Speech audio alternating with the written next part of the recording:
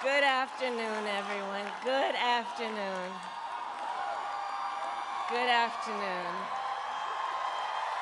Good afternoon. Thank you all. Thank you, thank you. Thank you, thank you.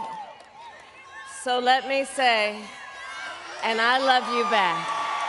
And I love you back. So let me say, my heart is full today. My heart is full today, full of gratitude for the trust you have placed in me, full of love for our country, and full of resolve. The outcome of this election is not what we wanted, not what we fought for, not what we voted for, but hear me when I say, the light of America's promise will always burn bright. As long as we never give up, and as long as we keep fighting.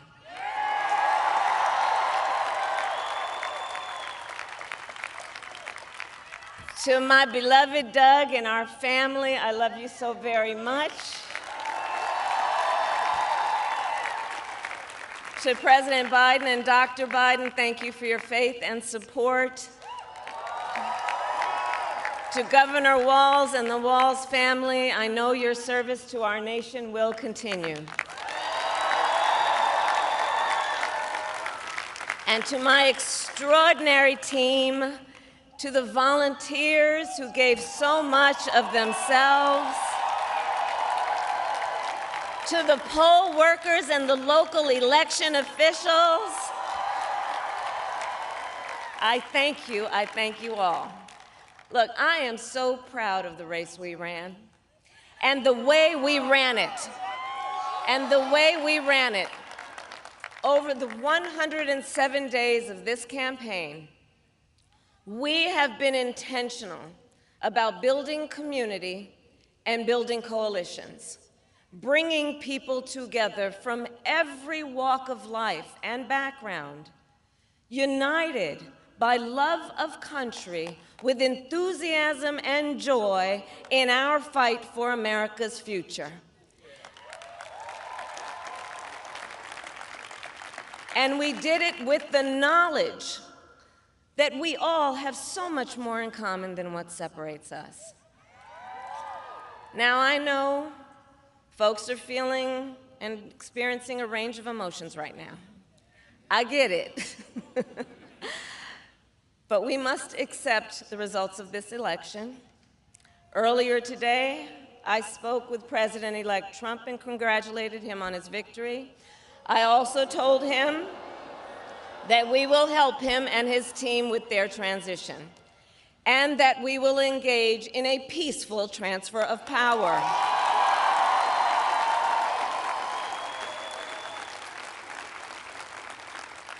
A fundamental principle of American democracy is that when we lose an election, we accept the results.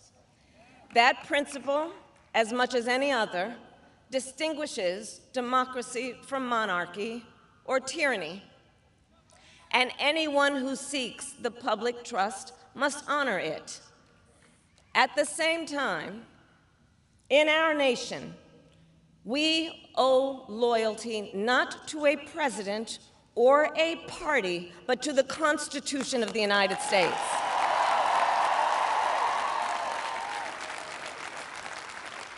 And loyalty to our conscience and to our God. My allegiance to all three is why I am here to say, while I concede this election, I do not concede the fight that fueled this campaign.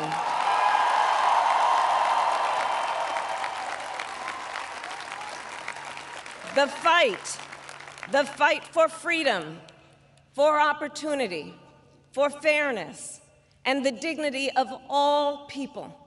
A fight for the ideals at the heart of our nation. the ideals that reflect America at our best. That is a fight I will never give up.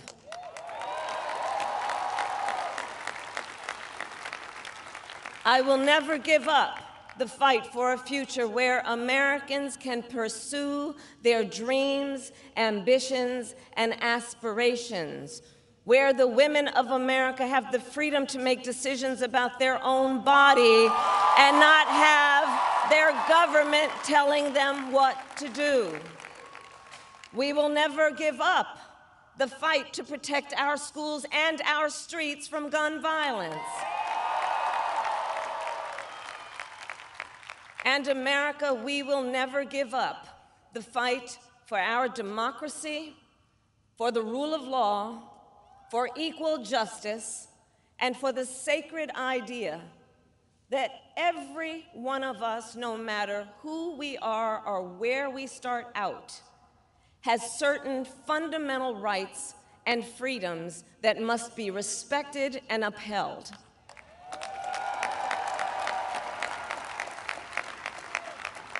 And we will continue to wage this fight in the voting booth, in the courts, and in the public square.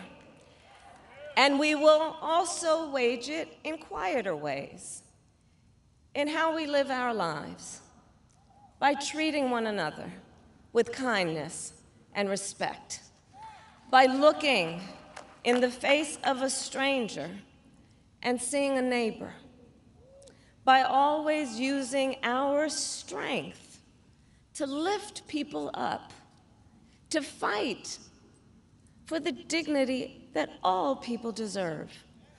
The fight for our freedom will take hard work, but like I always say, we like hard work.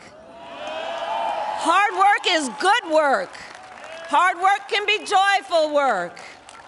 And the fight for our country is always worth it. It is always worth it.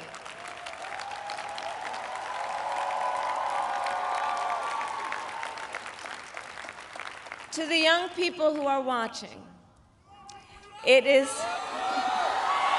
I love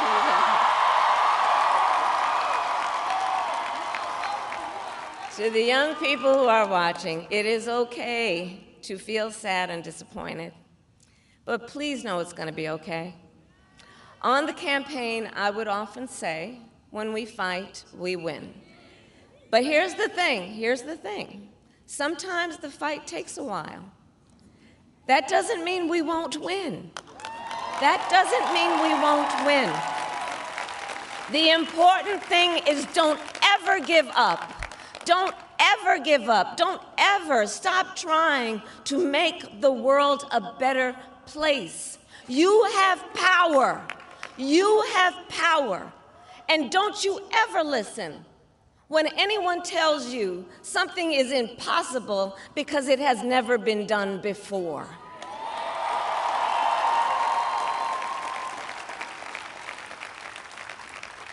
You have the capacity to do extraordinary good in the world. And so to everyone who is watching, do not despair. This is not a time to throw up our hands. This is a time to roll up our sleeves.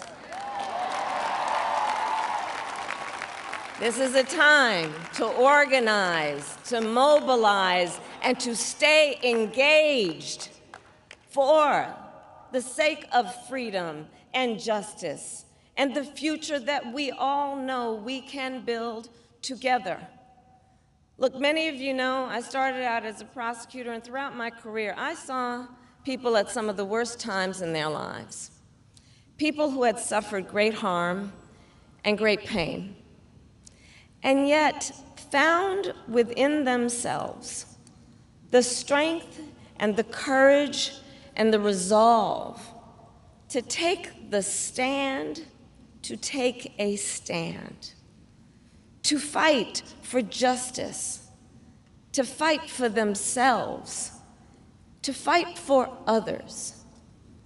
So let their courage be our inspiration. Let their determination be our charge.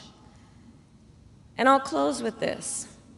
There's an adage an historian once called a law of history, true of every society across the ages. The adage is, only when it is dark enough can you see the stars. I know many people feel like we are entering a dark time, but for the benefit of us all, I hope that is not the case.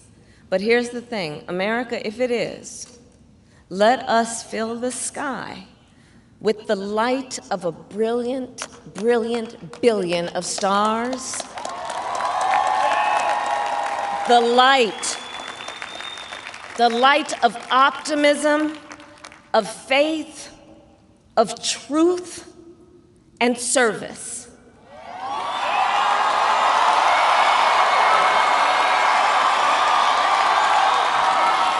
HU.